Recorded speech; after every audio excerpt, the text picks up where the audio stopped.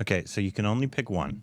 I can only pick one. And you would be wildly successful as you want in whatever field you pick. Okay. But only that, nothing more. Okay? So you are only, so the first option is you're on Broadway and you're constantly working, but only ensemble. Okay. Right? Okay. Okay. So you're not going to get get a big but part. you're going to constantly be working all the time on stage. On stage, Ensemble New York. Yeah. Okay. Always working, but only commercial actor. You work all the time, but only in commercials. Nothing more. Okay. Or porn. No. Voiceover. You're constantly working, but only voiceover actor. It'll never go farther in anything. So whichever one you pick, that's the only thing you'll ever work in, but you're successful at it. What would you pick? One you're actually on stage, one you're actually in front of the camera. The other one, you'll get to do a whole bunch of stuff, but only with your voice. I didn't pick one that's on camera because obviously I know that's actually what you want to be, or actually on stage. You did, but only ensemble. Yeah, so it's not going to be. It's probably not going to be as creatively fulfilling. Doing commercials is the only thing where you're on camera. Yep. Right. I would vote for commercials. No. Yeah. It'd be voiceover. Yeah. It's not even a difficult question for me. Yeah. That'd be the most creatively fulfilling, in my opinion, because you could do series, animation, you could do, audiobooks, you can do whatever. It'd be the most creatively fulfilling, I think, than I don't know. Commercials are never usually creatively fulfilling. They'll be pocket fulfilling. It depends. And then ensemble, you're on stage, yes, but it's probably not going to be that creatively fulfilling. Well, and also let's talk about your paychecks. Yeah. Of the three, the ensemble actor on Broadway is going to make the least and work the hardest. Yep. You're going to be doing 8 shows a week, so forget vacations, forget any personal time other than on a Monday night, which is the dark day for equity. Yeah. So no. So that's a hard no. Okay. The thing about commercials is that if you're doing enough of them, there'll be enough variety that there will be part of your thespianatic muscle. There'll be enough possible theater elements and film elements at times, comedy and drama, depending upon what you're doing, and gives you the freedom to have a personal life and the money to live really, really well. That's true. And I like that. You can sometimes will be in a studio, sometimes you do green screen, sometimes you'd be on location, sometimes it could be a comedy, sometimes it's sci-fi. Commercial. Nice. Let us know what you'd pick. What would you do? The biggest, the baddest, wackiest, funniest, filmiest show on earth. Never Hey, welcome back to our Stupid X. I'm Corbin. I'm Rick. And you can follow us on Instagram, Twitter for more juicy content. Juice is in my bottle. I'm going to drink the juice. Did you hear at all? I hear all things. What happened to Ed Sheeran? Yeah. He was busking in, where was he? He was, it's a town, it's Bengaluru. Bengaluru, yes. It's in the south middle, just to the west of Chennai. And busking Ed Sheeran got his mic pulled by the authorities. So this video is actually about that a little bit. A lot about also his kind of like time in India a little bit, about what he's been doing. And he's gone a lot. He went with our non-bar. Yeah. Hung out with our non-bar in India. He did. He had a collab with Diljit. And he had a collab with the Indian police. He sure did. Which we did White too. American boy, you think you got the same freedoms here? Shut your mouth! Trying to colonize our streets. We got shut down multiple times by police too. We did. Yeah. We almost got Rohan arrested in Delhi. Poor Rohan. That's not Singham. Blame it on Rohan. Claims you had permission. What happens when a global superstar tries to perform on Indian streets? He gets arrested. If you're Ed Sheeran, you might just get shut down. Bengaluru police stopped Sheeran's impromptu gig on Church Street, leaving fans and the singer himself surprised. But was it really unauthorized? Let's break it down. International pop star Ed Sheeran, currently touring India for his mathematics tour, decided to surprise fans with a street performance in Bengaluru.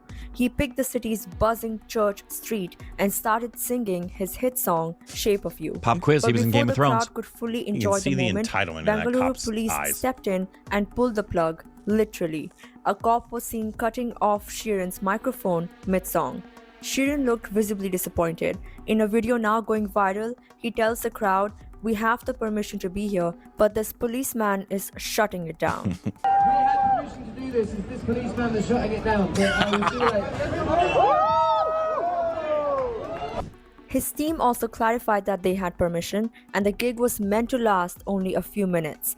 Police, however, denied this claim. Didn't care. The incident sparked debate online. Journalist Deepak Bopana tweeted, "This is just abysmal and embarrassing. Bengaluru cops pulled the plug on Ed Sheeran while he was performing live. His team claims permission was taken, but cops deny it." The video of Ed Sheeran being stopped mid-performance has now gone viral, with fans slamming the police action. Ed also shared on Instagram story later on clarifying the situation.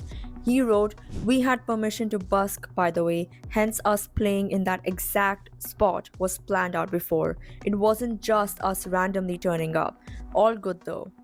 DCP Central Bengaluru Shekhar T. Tenkanawar clarified why the performance was stopped. According to reports, he stated that Chetan, a member of the organizing team, had approached him for permission, but it was denied. The rejection was due to Church Street being a high-traffic area, and as per a High Court order, several evacuations had already been carried out there. Since no official approval was granted, just hate Ed redheads. Sheeran was asked to vacate the Discrimination! location. At his Bengaluru concert, Sheeran had another big surprise. He brought Indian singer Shilpa Rao on stage and performed Chutta Male, a hit track from Devara, singing in perfect Telugu. He later shared his experience on Instagram, saying, "Obsessed with Shilpa Rao's voice, a privilege to share the stage and learn a new language." Shilpa also posted a behind-the-scenes video of Sheeran practicing Telugu lyrics and guitar chords before the performance. I love that.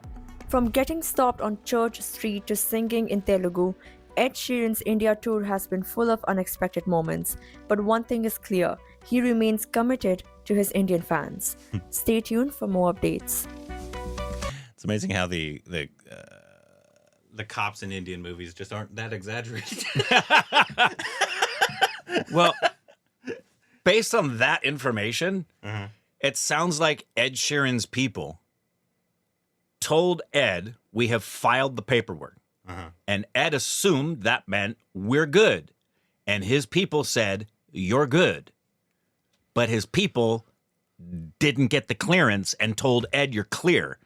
The fault, I feel, isn't on Ed or the cops. It's on Ed's people for either not filing the right paperwork or not telling Ed that the cops said you can't be here. Who knows? I don't know. That's what it looks like. I'm sure other information will come out. Well, based on that info. It's just funny. Yeah. It's so funny in Indian cinema. The cops are either always like the corrupt villains or the hero in Sing. Like there's the Singham can't do any wrong. Correct. Or they are the most corrupt people. But isn't it that way in life, though? No. Yeah. There's no corrupt cops in America. Oh. Everything There's is a either... difference between corruption and racist. People are either all good with no flaws and faults or all evil with no good or meritorious aspects. Yeah, it's me and you. So there's no gray areas in people. I don't think so. No. There's no complexity. I would love to hear him sing in Telugu, though. I would too. That end part was actually fantastic. I love that he did that. My feeling is this, truly.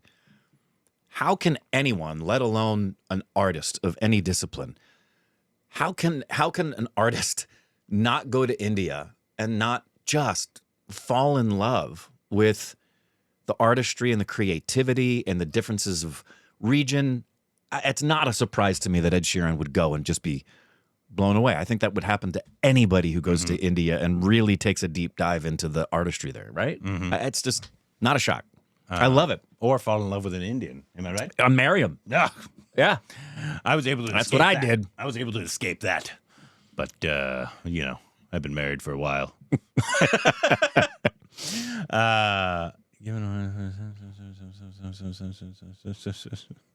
Yeah, interesting to see what happens. Obviously, like, what did they not file it correctly and they told them, or was this cop like a power hungry? I don't know. I have no idea. The only one who can really give us the answers is Ed's people who filed the paperwork and what they were told.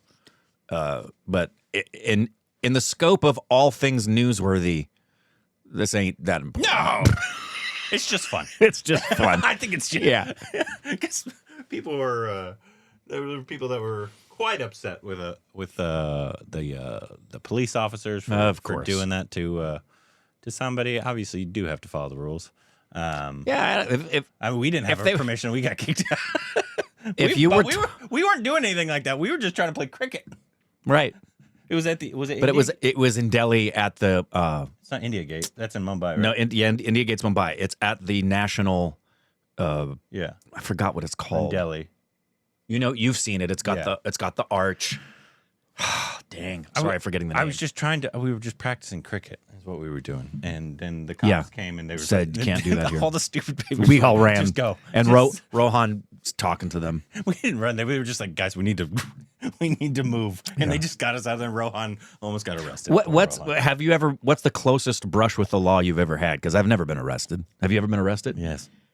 You've been arrested? Yes, I've been arrested. See? All good, all bad.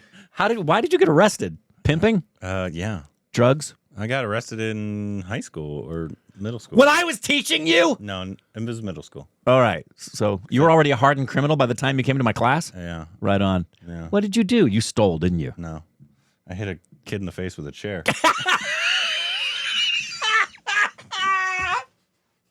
Do you want to know what he did?